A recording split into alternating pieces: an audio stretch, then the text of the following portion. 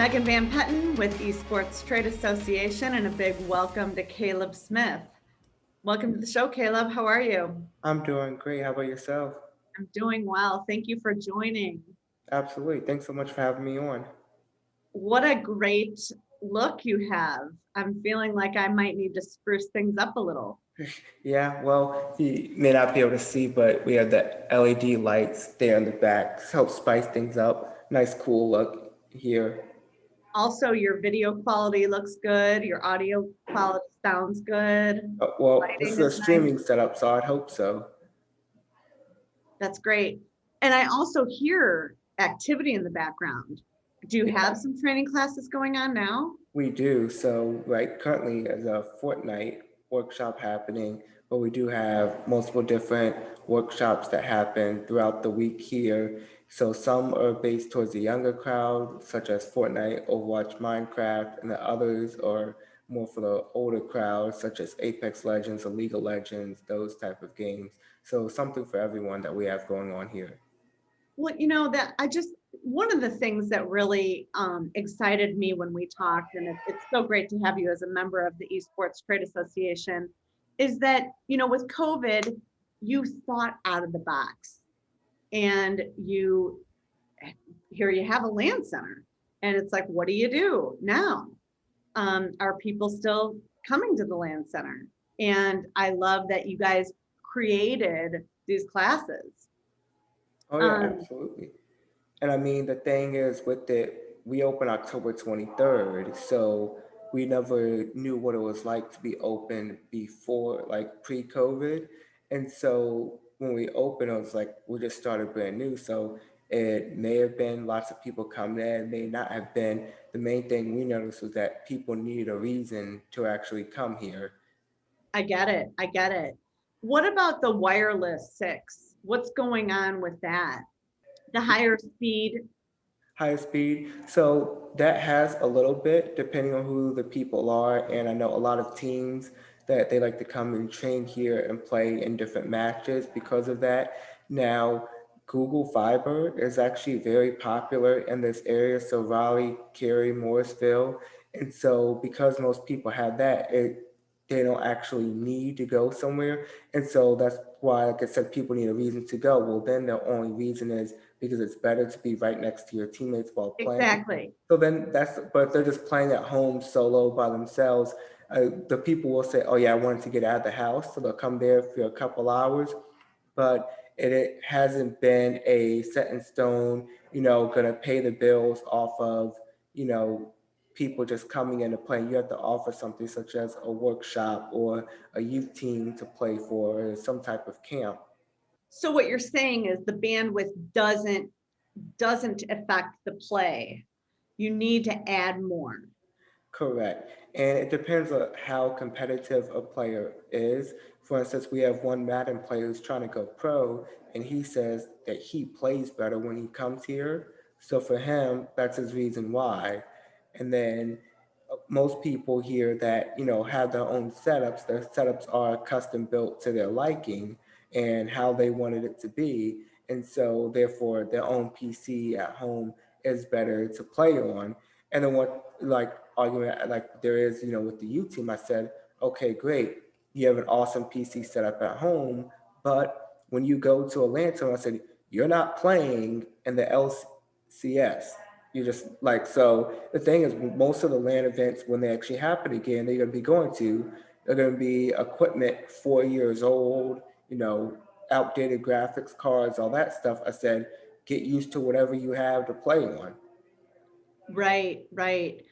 So you have some pro players that come. How many can you handle in your facility at the speed that they need to win? So we have 49 stations total, and we have a 1 gig by 1 gig fiber internet. And the thing is, too, is not all the pros come at the same time. For instance, if they play in the open division, in Overwatch, then that'll just be six coming probably like a Saturday when they have a match. If it's a sports game such as FIFA or Madden, there's something called Ultimate Team, which you can play anytime you want to, 24/7. So they come at random times. We also have youth rec teams coming in, and to play out of here. And then just whenever the competitions are, so for instance, if Epic Games have, the FNCS, then the pros like to come in and play from here and that. So it just all depends. Not very rarely will there be, five competitions at once that, we need 30, 40 players in for. I find it fascinating that you guys opened in October. So COVID didn't stop you. So, well, a little bit. COVID delayed our opening. So we were supposed, we thought we were going to be opening back in March, but then the shopping center was late on getting stuff done. Then our internet providing company was late. And then with how the whole COVID was and everything with the rules here, we actually weren't able to open up until October 10th, it was, I believe. And so we opened up October 23rd, after that. So, I mean, it was good that we ended up avoiding, those 6 months that were just businesses shut down and all the closures and everything and that happened. And so, this was in the plans. We signed our lease in August of 2019. So it was, but then the business was in this as set in the space that we were in, and we had to wait for them to move, and there were so many different factors that came in it, and it truly was like a whole pain with everything that happened. But you see now we have the center up and running well, so happy about that. So are you glad that you got into this industry, and who do you look to as I guess a business plan or model to follow in the Lan Center industry? So I am glad I got into it, even though this isn't the best time to own brick and mortar, but that's part of life, the struggles within it.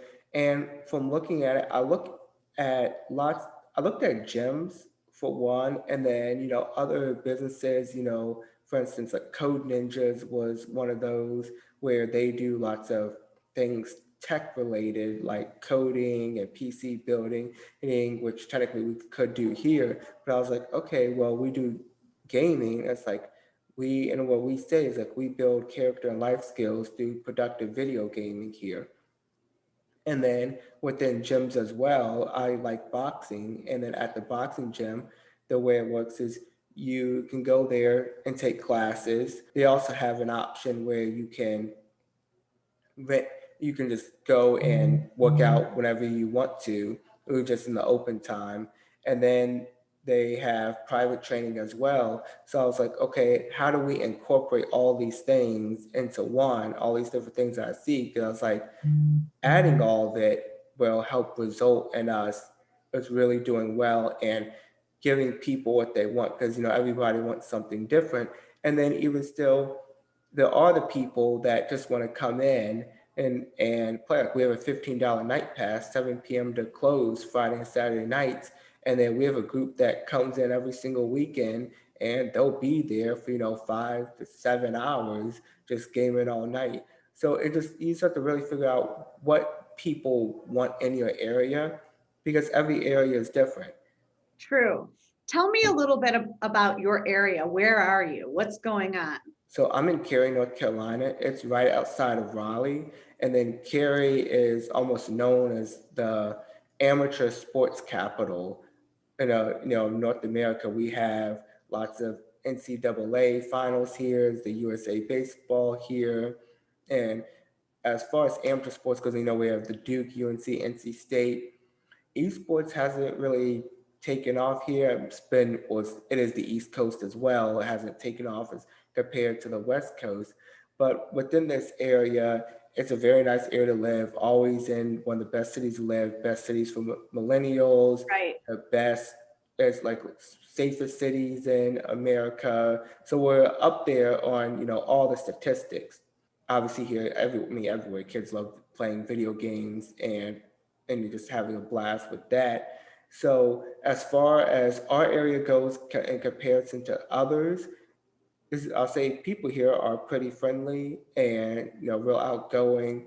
They like to do stuff, like to get out of the house, do different activities, things like that. COVID here, a lot of people have been very concerned about it. I went to Springfield, Missouri, back in, I believe it was June or July, and then there was like COVID wasn't even like that big of a deal for most people, and then it was like, but here, I mean, even now, still like it's bad. You know, a lot of people still on lockdown. So I mean, there's been a lots of different effects that have occurred. There's still enough people that go out. I mean, as long as you're being safe, taking proper precautions with everything. Obviously, we don't have 200 people in here at one time, so then most people still feel safe and comfortable going out. Parents want their kids out of the house. They talk about how by offering this to them, it promotes good behavior at home because they tell them that if they don't behave, they don't get to go. And then they said they get to limit their video game time at home because they said, well, why do you need to play? You get to play tomorrow at Contender. And so they really like that. And they say, yeah, I get so much done with the kids not with me. So I'm thinking a little bit about your business model now. Can you tell me what's next? Are you expanding?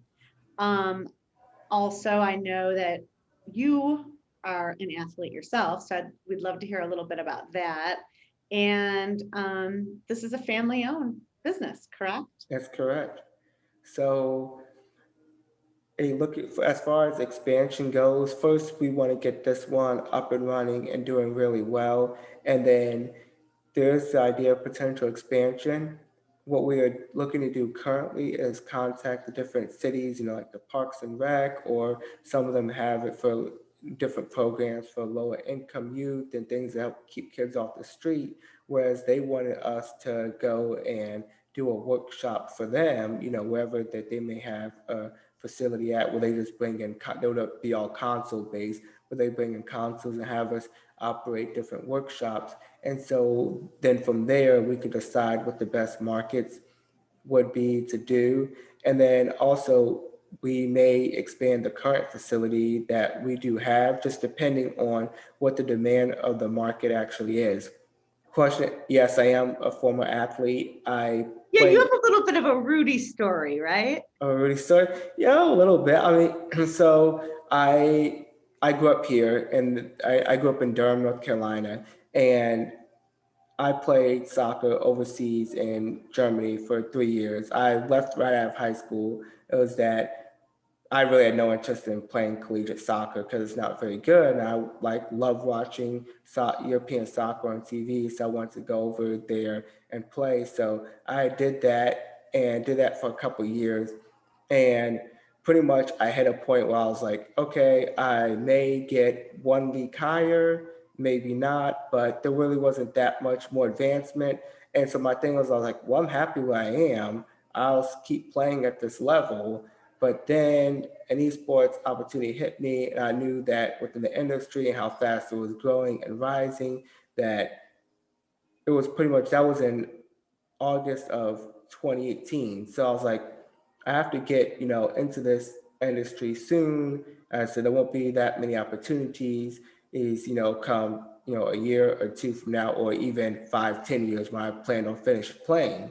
And so pretty much I searched around, found the opportunity to open a Lan Center, and then went on to do that. And that was a long struggle, painful process, but glad to have it open now. Does it help that you were a professional athlete? Are you incorporating coaching into your Land Center and your programs? Yes, we are incorporating coaching. I think it really does help. And because pretty much within what we've done within our teams and the workshops, we just copied the, you know, youth sports model to an extent. The only difference I would really say is that age doesn't matter. There's so much within esports because I mean, you take a 13-year-old and 18, well, I'm 23, but I mean, the 10-year-old here would absolutely destroy me.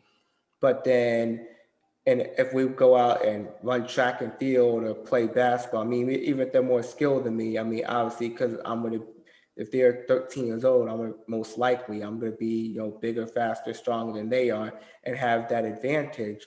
And so, and esports isn't as established as traditional sports are, but then it's be able to be, parents understand the youth sports model, so being, they were able to relate to that when I told them about it, as opposed to trying to say, oh, this whole new brand new thing within esports. And so it really does help, like, of how we plan out the sessions and what we do within it, because we understand the different stages of learning. I mean, obviously the training is different if someone's 8 as opposed to if they're 12, and based on the skill level and what exactly is. So the workshops we do are mostly individual skill based, and then the teams, we focus more on tactical skills within those. And then our teams are very challenging to actually get on. We just started our Overwatch team, and we're going to have them playing in the open division. I believe that starts in March. And then we're trying to get them all up to gold level. And now they see how challenging it is. And then, like I say, one thing, I thought I was very good at soccer. And a lot of people are like, oh, you must be really good. I'm like, well, I thought I was. Then I went over to Europe, and I'm like, yeah, I'm not that good. And Mm, so, there's always another level, and until you actually experience it, I mean, you don't know any better. And so then that's a story I like to tell the kids and for them to realize. And our Fortnite coach, who is really good, one of the best players in the area, he absolutely destroys the players. And he says to them, guys, I've only made $1,000 playing the game from 2 years. And they, all talk about Booga making 3 mil. I'm like, that's one person. And he's like, guys are far, far off from that. there's talent, right? You know, And then there's practice, practice, practice. and it's a mixture of both, I think. True. So, because I mean, some people have the talent, and other people, practice, practice, practice. But there, you reach a certain cap, and I mean, there are a lot of people out there. No matter how hard they work and things like that, I mean, they're only going to reach a certain level, as opposed to somebody that has a talent. Like, for instance, people like, you take people like Michael Jordan, Tiger Woods. Yes, they had the natural talent and ability for basketball, golf, whatever sport might be. Now they did put in the work. Like, I have to give them the credit on that. But what a lot of people don't realize is, like, your talent does have an effect. I mean, you're not gonna play basketball like Michael Jordan, most likely, but what you can take is, that competitive nature, mental drive, and all that, and translate that into something else that you do. Because we see a lot of, for instance, Phil Knight, the founder of Nike, he was saying in his book, Shoe Dog, that he wanted to be a professional track runner. Well, he only got to the collegiate level, and I mean, that was as far as his natural talent took him. But then he had that competitive nature, that, work real hard type mentality, and he was able to take that and translate that to the business world to create Nike. Well, you have done a lot in your career, and here you are. Yeah. Um, what an accomplished man. It's so great to have you as a member. Why did you decide to join the Esports Trade Association? Well, I first did I believe it was like the free meetup, so it's welcome for anyone to join in. And then I think I scheduled probably about 4 or 5, phone calls, Zoom calls from that. And I saw it was very valuable, just from the people that I met and that were on it. And I was thinking, well, I met all these great people, and then to become a member of something, we could, directly email someone on the board. What we do here is mostly local, but people have connections all over, or if Right. they look to branch out or do an event here, you never know what opportunity might come. And then the price is very reasonable. So I was like, might as well do it. And I was like, at the end of the day, if you hate it, just got to cancel it. So I was like, have at it. And I do enjoy being a member. And then, the members coffee, did enjoy that meeting this morning. I think that's going to be a nice monthly tradition. No matter what, it's really cool to connect with new and friends that you know. Oh, So, absolutely. And you never know who you'll meet.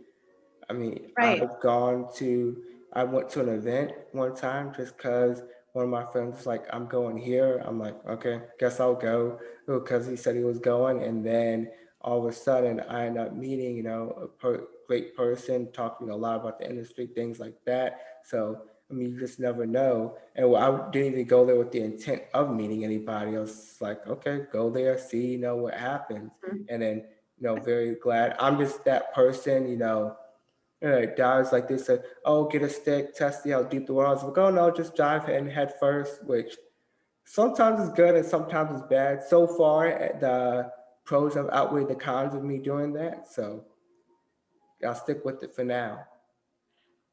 Really, it's been a pleasure having you. I know we talked a little bit about having you and your dad on the show. So tell me why we decided to have you. Because I thought it was so great that you guys own this business together. And isn't your grandfather part of it too? Isn't it No, three no, generations? so he actually, well, he had wanted to do stuff sports, but he passed away, before like we had started it a few years beforehand. But Sorry. he and my dad had started business together. They did some mostly real estate is what they had did, and then my dad continued that on. I did sort of ish a little bit, wasn't really my thing a whole lot. But all those life lessons and experiences, very helpful, in the understanding business and you know just different skills within that you might learn. Yeah. You have a lot to say. I would imagine you're a great coach. Oh, well, I coached soccer just at the high school I went to. I just went back and volunteered there, and the kids, coaches, parents all said I was. So, So what are some tips that you might share about coaching? What makes a good coach? what makes a good coach? So, a lot of people think coaching is just teaching the skills, which yes, obviously you do want to be teaching, the skills of the game and being able to see things that other coaches can't. But what's even more important in that, what I actually see is left out in coaching, and the main reason why is because most people haven't actually mastered it themselves. But within teaching the kids, because they talk about, oh yeah, the integrity, positivity, teamwork, all those traits. But one thing that I've seen so many leave out is the mental side of the game. And that's what any top athlete, look at Serena Williams, A Rod, Derek Jeter. I mean, they all have mastered, that mental side of the game and truly understand and grasp the concepts that, it's not always going to go the way you want it to, and the willingness to persevere and push through things is, and that's the main thing, because they did a survey. I'm trying to remember what study it was, but they asked world class and Olympian athletes what percentage of the game was mental, and the lowest anyone said was 90%. Oh my And gosh. yeah, and they credit. I mean, if you ask me, I'd probably say around 95% of the game is mental. Tell me more about that. So if it's 95%, what does it take? Well, because the thing is, I mean, yes, you do have skills and talents and all that, but what people don't realize is you are going to make mistakes and there are always going to be obstacles. You are not going to have a perfect world where everything, it's like within a business plan. Everybody writes out a business plan and then you're like, this was complete waste, which you think it was because like this took twice as long, this cost way more, and all those things. But then here's the same thing within sports. I mean, first minute of the game, you slip and make a mistake, cost a team a goal. And within soccer, I mean, basketball, it's like okay, just a basket, 2 points, easy to make up. But within soccer, a goal, I mean, you may not get that goal back, and then a lot of people may get shut down from that instance. Or a fan could say something, or altercation, whatever might happen. And then I mean, I tell people they talk about at the school I played, it was during my sophomore year. I was the goalkeeper. I had 16 saves in one game. And then when I tell kids all the time, I say, yeah, they talk about that. What they don't talk about, which everyone except for me forgets, is that the first 20 minutes of the game were the worst 20 minutes I'd ever played for the school. They were just terrible. I mean, I made three mistakes where I should have gotten scored on, got scored on once by it. and then I was mentally checked out of the game for those first 20 minutes. And then I had to get myself together and then lead on to, making 16 saves within the entire game. And then, everyone talk about how well I played and things like that. And because, I mean, that's going to happen in sports. You're going to have those bad days and those slumps, those mistakes. But it's just about being able to push through that. And now I do boxing, just for the fun of it. And then I really see it within that. I mean, that is, I mean, mental as far as the toughness within it, and then mental as far as within how you have to think psychologically and be smart. And a lot, I mean, even in business, it's all mental and like, the willingness to persevere. And I mean, people I know that start businesses, the businesses closed down after a year, but they closed, mentally after 2 months of being in it because, it's so hard. And that's one thing, I always try to stress to people and tell them.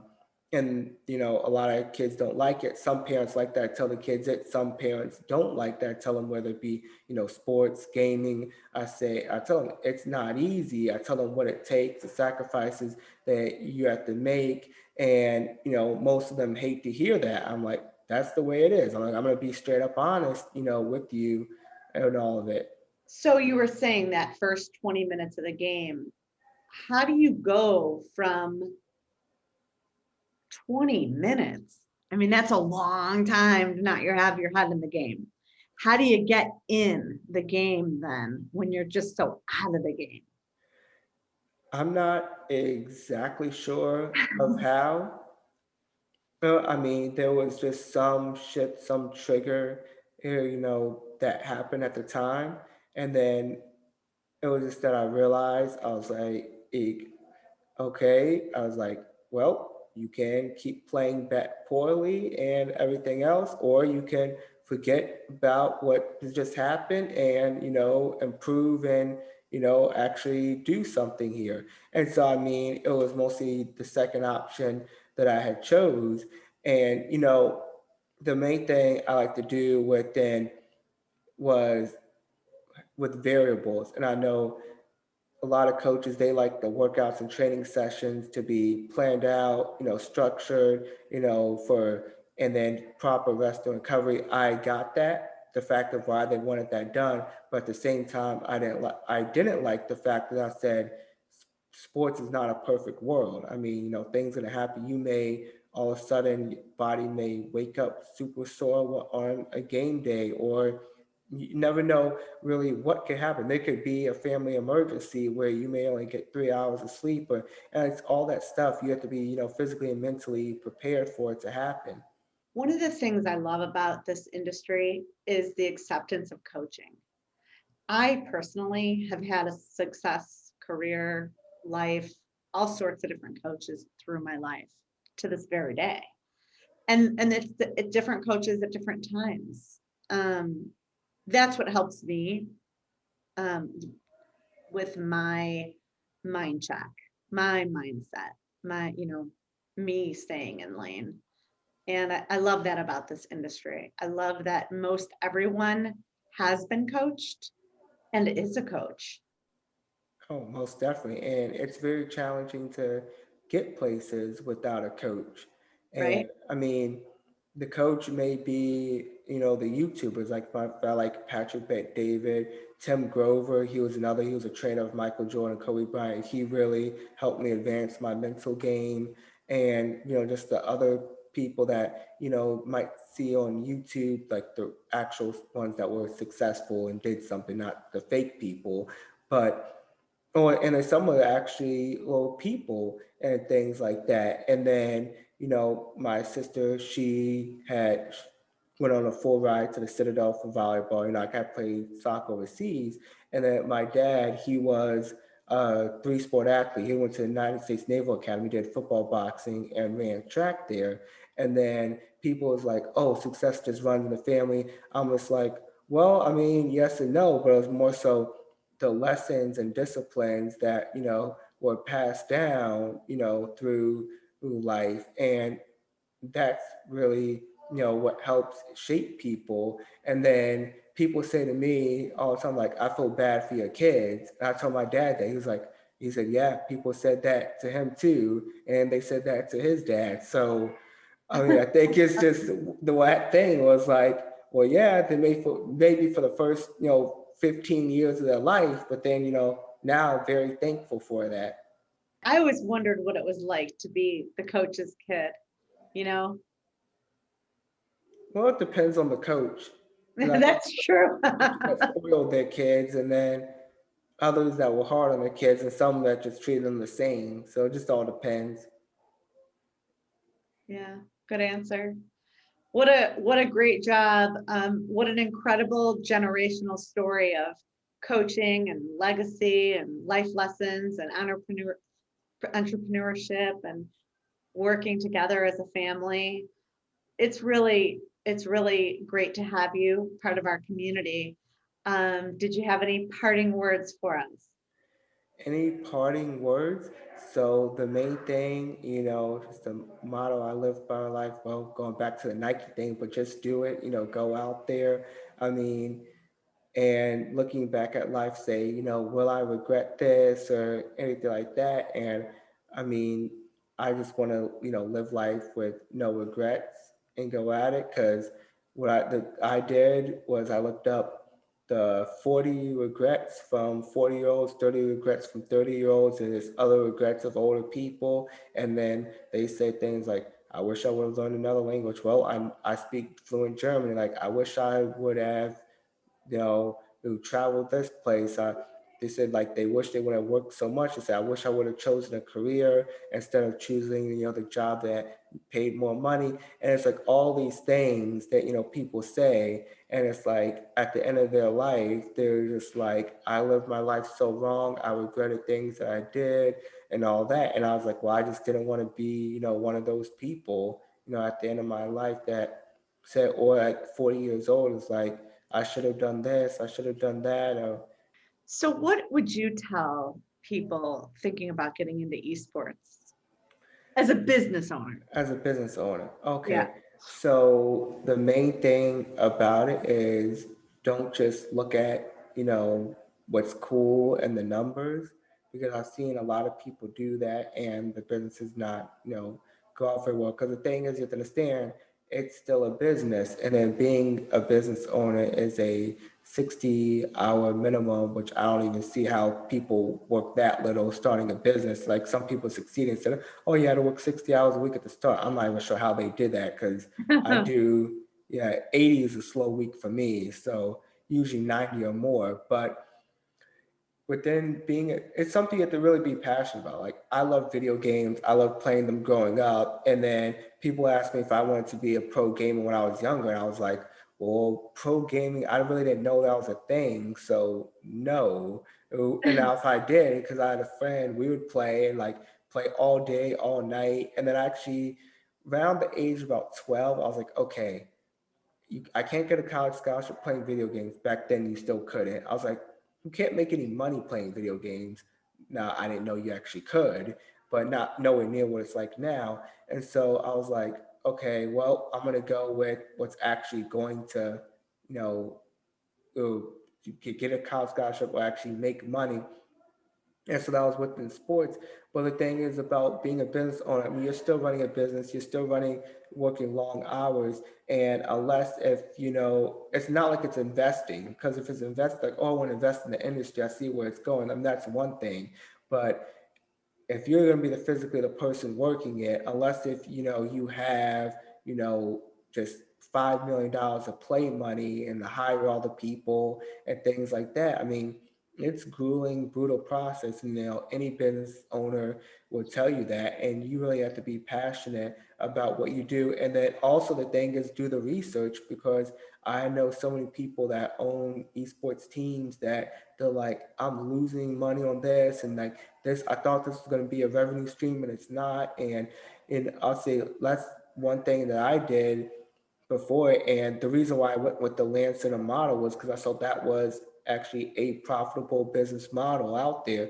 Because I searched for everything and so many options, and then I realized that within the pro scene, you really have to have like this new, more so you're in like technology or software industry that does something esports related, like Discord, or you own a pro team. And I was like, well, I don't have millions of dollars just blow away. And even if I did, I was like, I still want, the business to do well. But I was like, well, within the grassroots amateur side, I see a way of profitability and stable business now. Is this way gonna, do millions a year? I mean, potentially could, but it's actually something, more proven, shows that they're done well. And then here's the thing, after doing this, there's always a chance of, starting the pro esports team or whatever it might be that you want to do. You can work your way up. But I mean, the Lan Center model was great, getting my foot in the door,